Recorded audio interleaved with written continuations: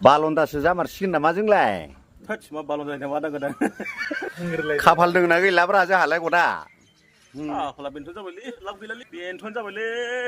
बर' सिख्लाफोरा मा जाजोबखो आच्छा जों माहि बेलेग सानबालाय बेलेग साननांसिगोनानो बेलेग नायलाबालाय आरो आदिबासिफोरखौ लाबालाय माथो जांब्रा आदिबासिख' जायो जागोन ना ओइ ट्राइ खालामसै दा ट्राइ खालामजायो बालन्दासो जामारसिगोन नामा जोंलाय